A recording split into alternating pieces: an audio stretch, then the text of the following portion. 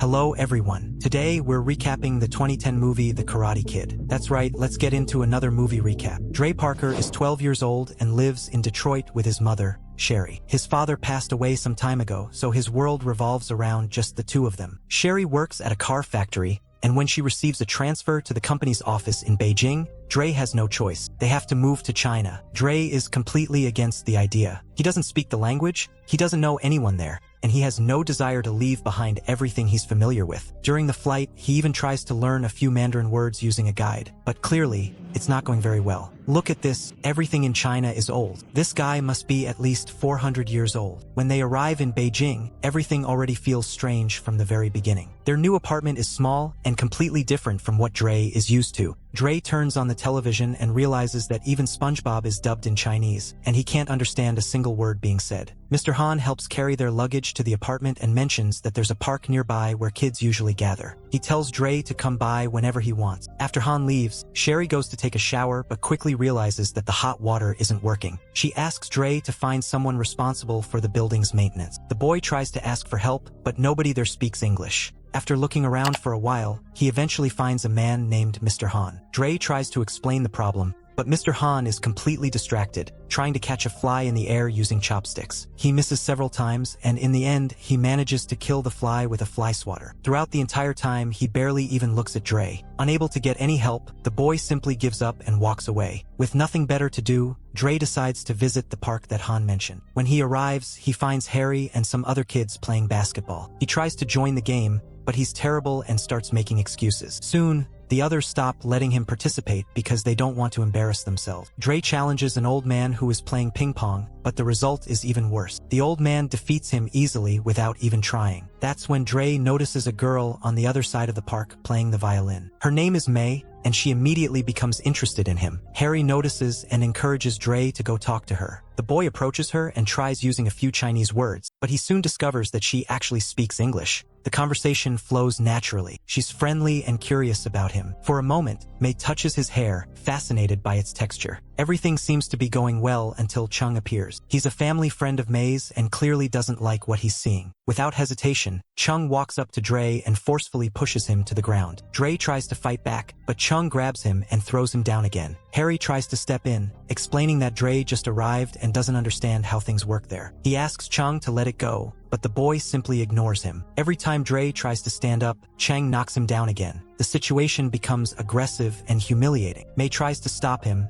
asking Chung to quit, but the damage has already been done. Dre is hurt, embarrassed, and completely shaken. When May tries to help him, Dre pushes her away. He doesn't want her to see him like that. He secretly returns to the apartment, making sure his mother doesn't notice how badly he's hurt. The next morning, Dre takes his mother's makeup and tries to cover his bruises. He puts on a hat and goes to school, but the principal tells him to take it off. Sherry eventually notices the injuries and asks what happened. Who did this? Nobody. Mom, I hit a pole. I didn't tell you because I knew you'd react like this. At school, Dre discovers that Chung and his group study there as well. Perfect, except not at all. During lunch, he sees May again and asks if Chung is her boyfriend. She explains that he's not, saying their families are friends, and that's why he acts like he has control over her. After she leaves, Chung appears and knocks Dre's food tray onto the floor. The two start arguing, but a teacher steps in before things get worse. Dre returns home furious. He turns on the television and starts copying the kung fu moves he sees on the screen, throwing punches and kicks around the living room as if he's training. Some time later, Mr. Han arrives to fix the hot water problem. He tries to explain how the heater works, but Dre is too focused on his improvised training and isn't paying attention. So Mr. Han grabs the cap from a toothpaste tube and throws it, hitting Dre right in the head. That finally gets the boy's attention. Mr. Han shows him how to properly use the heater and leaves. When Sherry gets home, she sees Dre's jacket lying on the floor and gets annoyed. She scolds him for being disrespectful and tells him to hang it up properly. Mr. Han is still nearby, silently watching everything. The next day at school, Dre sneaks into a music room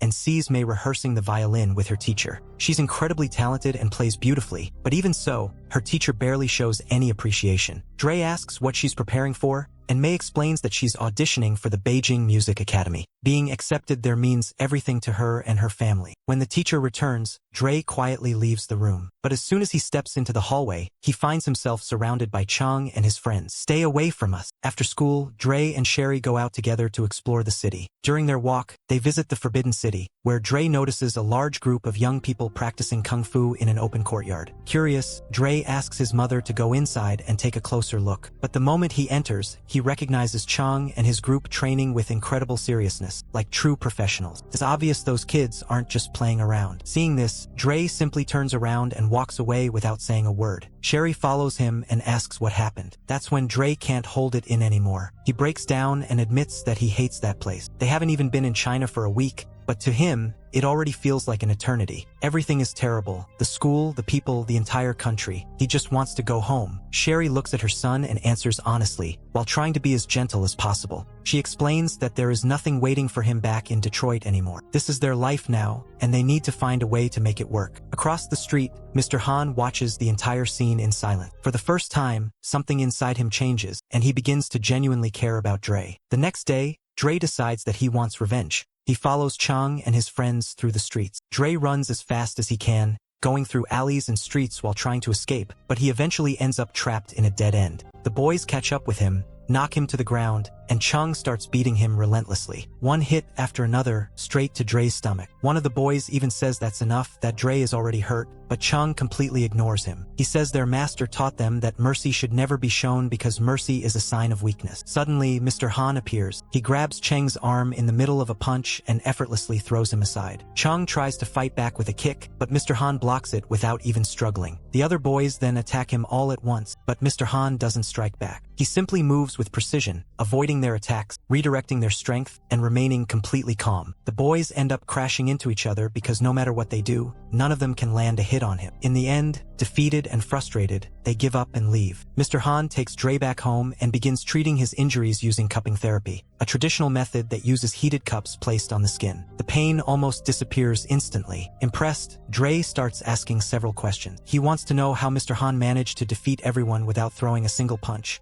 where he learned kung fu, and if he has ever trained anyone before. Mr. Han explains that he learned everything from his father and that he has never taught anyone. Dre hesitates for a moment, but then gathers the courage to ask him to train him so he can face Chung and regain his respect. Mr. Han refuses and explains that kung fu is about defense and balance, not revenge. Dre asks if anyone has ever explained that to Chung. Mr. Han replies that the boys aren't the real problem. They are simply following what their teacher has taught them. Instead of fighting, he suggests they talk to their instructor. So the two of them go to the Fighting Dragon Kung Fu Academy. Inside the academy, two students are fighting. One of them knocks the other down but stops before continuing the attack. The instructor, Master Lee, immediately reacts with anger. He slaps the student and pushes him, telling everyone that when an opponent is on the ground, you don't stop. Whether it's training or competition, there is no mercy. The enemy should feel so much pain that they never want to fight again. Chung points at Mr. Han and claims that he was the one who attacked the group. Calmly, Mr. Han explains that they all attacked Dre at the same time and that he only stepped in because of that. If he had faced them one by one, he would never have gotten involved. But Master Lee has no interest in listening. He orders Dre to fight Chung himself. Mr. Han refuses and tries to leave with the boy. However, the master stops him. He says they entered his dojo, disrespected his students, and now think they can simply walk away. Someone there will have to fight. Mr. Han notices a poster announcing a kung fu tournament. Seeing an opportunity, he proposes a deal. Dre will fight, but only at the tournament where the match will be fair. Until then, the students must leave the boy alone. Master Lee accepts the agreement and orders everyone not to touch Dre until the day of the competition. But he gives them a clear warning. If the boy doesn't show up, both of them will regret it. Outside the academy, Dre starts panicking. Before, he was already getting beaten up secretly in alleyway. Now, thanks to Mr. Han, he is going to be defeated in front of an entire stadium. They're going to kill me. They're kung fu beasts. Mr. Han responds that what Master Lee teaches isn't true kung fu. It's cruelty. Then he promises that he will teach Dre the right path. The next morning, Dre arrives early at Mr. Han's house, ready to begin training. Inside, he notices an old, completely destroyed car sitting in the middle of the workshop. He ignores it and starts doing kung fu poses, trying to look impressive. In the middle of it, he accidentally knocks over two of Mr. Han's vases. Definitely not the best start. Mr. Han then places a wooden stand and tells Dre to hang his jacket there. Dre obeys. Right after that, Mr. Han tells him to take the jacket off, put it back on, remove it again, hang it up once more, and repeat the process. Dre has no idea what this has to do with Kung Fu, but he continues anyway. This is only the first day. When he gets home that night, he walks in and, without even thinking, hangs his jacket in the correct place. Sherry immediately notices because he never does that. On the second day, the same thing happens. Put on the jacket, take it off, hang it up. On the third day, exactly the same thing. It doesn't matter if it's raining or sunny. Mr. Han stands there holding an umbrella, while Dre repeats the same movement over and over again. At one point, Dre tries hiding the jacket before training, hoping they can finally move on to something else. But Mr. Han notices immediately. He tells the boy to get the jacket and start over. After several days of this, Dre believes he has finally understood the lesson. He says it's about respecting his mother, that he was wrong for being disrespectful, and that hanging the jacket properly is his way of correcting that behavior. Mr. Han doesn't confirm it, but he doesn't deny it either. At that moment, Sherry arrives. She says she's going to the Shi festival and brought an extra ticket for Mr. Han. He tries to refuse, but she insists until he finally accepts. During the walk, Mr. Han mentions that Dre, or Xiao Dre, as he calls him, is his first Kung Fu student. At the festival, Dre makes an excuse and quietly leaves. He goes to a shadow theater where Mei is waiting for him. Dre gives her a CD with songs he personally chose. The performance begins, telling the story of a goddess and her lover. The goddess's mother disapproves of their relationship and creates a river in the sky to separate them forever. But once a year, all the birds gather together and form a bridge, allowing the two lovers to meet for a single night. Taking advantage of the moment, Dre makes a deal with Mei. He says that if she goes to watch him fight in the tournament, he will be there for her audition at the music academy. She smiles and accepts. The two get caught up in the moment and share a quick kiss. Because they are standing directly in front of the projector, only their silhouettes appear on the screen. The audience sees the shadows and reacts, but no one knows who they are. The next day, back at Mr. Han's house, it's time for jacket training again. This time, Dre completely loses his patience. He says he refuses to repeat the same task hundreds of times anymore. He can't understand how putting on and taking off a jacket will help him defeat Chung. He turns around and starts walking away. Mr. Han stops him and tells him to put on the jacket one more time. When Dre reaches for it, the old man pulls it back and tells him to do the movement again. Dre goes through the motion as if he were putting on an invisible jacket, and in the middle of the movement, Mr. Han grabs his arm. Finally, he explains what all those repetitions were actually teaching him. He was building muscle memory. Every single movement, grabbing, pulling, turning, was actually a Kung Fu defensive technique being programmed directly into his body. To prove it, Mr. Han starts attacking him, and something incredible happens. Dre blocks every single strike. His arms move automatically, dodging and defending without him needing to think about each movement. At one point, he even manages to push his own master backward. Mr. Han smiles and says that Kung Fu is present in everything. In the way a person moves, the way they live, and the way they treat others. It's everywhere. You just have to learn how to see it. After that, he takes Dre outside the city, up to Dragon Well Mountain, the place where he himself learned Kung Fu from his father. During their climb, Dre notices a woman balancing on one foot while standing face to face with a live snake. The snake moves, and she perfectly follows every movement. Dre believes she's copying the animal, but Mr. Han corrects him. The truth is, the snake is following her. The woman is so calm and completely at peace with herself that the snake sees its own reflection in that tranquility and begins adapting to her movements. They continue until they reach a place known as Dragon Well. Mr. Han explains that when he was young, his father brought him there and told him that the water from that place was magical. Anyone who drank it would become invincible. Excited, Dre drinks the water. Right afterward, he asks how that woman managed to control the snake. Mr. Han points at Dre's reflection in the still water and explains. She has complete peace of mind, like perfectly calm water with no ripples at all. The snake saw itself reflected in her and began following her movements. There is a huge difference between simply doing nothing and being completely still with a clear mind. Dre begins to understand. She wasn't controlling the snake, she was controlling herself. Mr. Han confirms this and explains that it's called the snake stance, a technique that takes a lifetime to master. Before controlling anything around you, you must first learn to control your own mind. On the mountain, they train using bamboo sticks. As night falls, the two return by train. Dre is completely exhausted and eventually falls asleep, resting his head on Mr. Han's shoulder. The old man carefully carries him to bed. After that, Dre becomes obsessed with the snake stance. He starts drawing pictures of the woman and the snake, trying to better understand the movement. During one of their training sessions, Mr. Han places a curtain between them and begins attacking Dre without allowing him to see the strikes coming. At first, Dre gets hit repeatedly and asks him to stop, but Mr. Han keeps pushing him. Over time, the boy's reflexes improve dramatically. His body becomes stronger, faster, and more agile. The training sessions begin focusing more and more on concentration, speed, and endurance. After several intense sessions, Mr. Han decides it's time for a break. He explains that if you stretch a rope too far, eventually it will snap. Dre needs some time to rest. The boy is happy about the news. On his day off, he meets May. He decides to skip school and spend the entire day with her exploring the city. They walk together, laugh, and have fun. At one point, May even teaches Dre some dance moves, completely catching him off guard. Suddenly, May receives a phone call. Her audition has been rescheduled for that very same day. Her father arrives by car, and she has to leave immediately. Dre simply watches as she drives away. Without thinking twice, he runs alone to the auditorium. May performs, and even though the teacher doesn't show much excitement, Dre stands up and starts applauding. Her father sees the scene and clearly doesn't approve. Later, he talks to May and tells her that she needs to stop seeing the American boy. She goes to Dre, holding back her tears. She explains that they can't see each other anymore, that being with him won't help her future or her family's future. And then she leaves with her parents. Dre is completely devastated. Trying to distract himself, he goes to Mr. Han's house. But what he finds there leaves him frozen. Mr. Han is in the workshop destroying the car he had been repairing for a week. Empty bottles are scattered everywhere. He's drunk. Dre asks what is happening, but Mr. Han doesn't answer. He simply gets into the damaged car and sits down. Dre finds a torn newspaper clipping. It's about a car accident. A woman and a child died. He gets into the car and asks about it. Mr. Han shows him a picture of his wife and son and reveals that years earlier,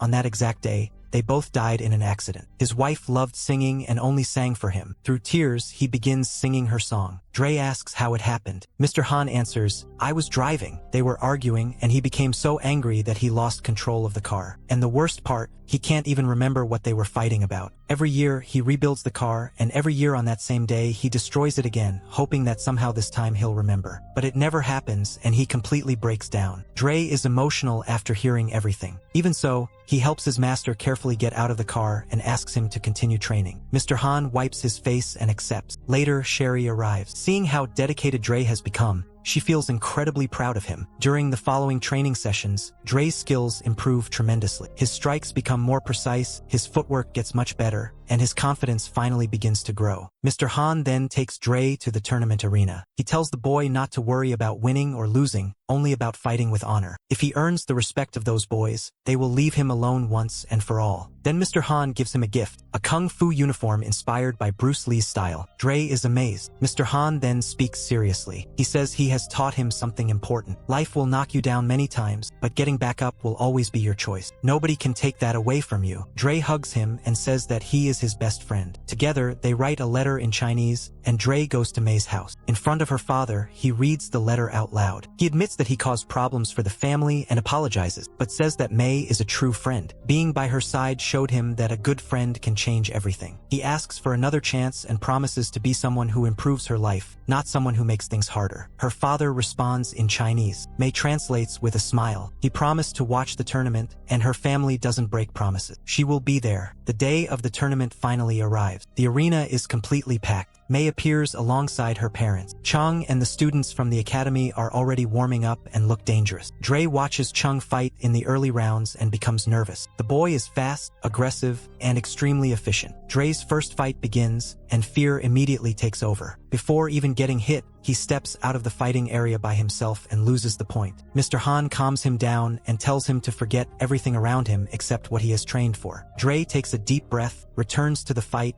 and finally finds his rhythm. He knocks down his opponent with a clean strike and finishes with a kick to the head. First victory. From that moment on, something changes. Dre starts gaining confidence. He wins fight after fight, advancing further and further through the tournament. On the other side, Chung follows the same path, defeating every opponent with brutality and showing absolutely no mercy, exactly as Master Li taught him. Both fighters advance to the final stages. In the semi-final, Dre faces Li Feng, one of the Academy's best students. Before the fight begins, Master Li gives him a direct order. Don't just win, break his leg. Li Feng obeys without hesitation. During the fight, he repeatedly targets the same leg. Strike after strike, Dre falls to the ground screaming in pain. The referees notice the illegal attacks and immediately disqualify Li Feng. Dre advances to the final, but he is seriously injured. The doctor examines his leg and says there is no way he can continue fighting. Dre asks Sherry and May to leave the room, staying alone with Mr. Han. He looks directly at his master and says that he knows he can win. Then he asks to use cupping therapy one more time. Mr. Han refuses. He says Dre has already proven everything he needed to prove, that continuing isn't worth it, and that he can't stand watching the boy suffer. But Dre reminds him that Mr. Han was the one who taught him that falling is part of life, but getting back up is always a choice. And now he wants to stand back up, so why wouldn't his master help him? Mr. Han remains silent, unable to find an answer. With a heavy heart, he accepts. He places the cups on Dre's injured leg. The pain begins to fade, but the injury is still serious. Back in the arena, the referee is about to declare Chung the winner by forfeit. But when Dre appears, limping into the arena, the crowd erupts. The final fight begins. Right away, Chung lands a kick that sends Dre out of the fighting area. The boy struggles to stay standing, but he gets back up and returns. This time, he surprises everyone. He quickly scores 2 points and takes the lead. The crowd starts cheering. Masterly calls Chung over and whispers in his ear, "Attack the injured leg." Chung hesitates for a moment. Until then, he had been fighting fairly, but his master's command carries more weight. He then delivers a powerful kick directly to Dre's injured leg. Dre screams in pain and falls to the ground. Tie score, final round. Everything will be decided by a single point. Dre can no longer put weight on both legs, so he takes a balanced stance, standing on only one foot. He remembers the woman on the mountain and the snake stance. His body becomes completely calm. He slowly moves his head from side to side. Chung starts copying the movement without even realizing it, and then he attacks. Dre dodges, jumps, spins through the air, and lands a perfect kick directly to Cheng's face. Chung falls to the ground and can't get back up. Dre wins. The entire arena erupts in celebration. In an unexpected gesture, Chung picks up the trophy and hands it to Dre himself. With respect, the students from the academy line up and bow to Mr. Han, calling him master. Dre and Mr. Han look at each other and smile, not because of the trophy, but because of everything they went through to get there. Dre's journey leaves a clear message. Life will knock you down, but choosing to get back up will always be your decision. The lesson of the story shows us that true strength isn't about defeating others, but about mastering yourself and choosing to rise again, even when everything seems lost. What score would you give this movie? Let me know in the comments. But if you're not the type to comment, leave a like, especially if you've made it this far. And hey, don't leave without watching the video appearing on your screen right now. The conflict there is even crazier than the one you just watched. I'll see you in the next recap.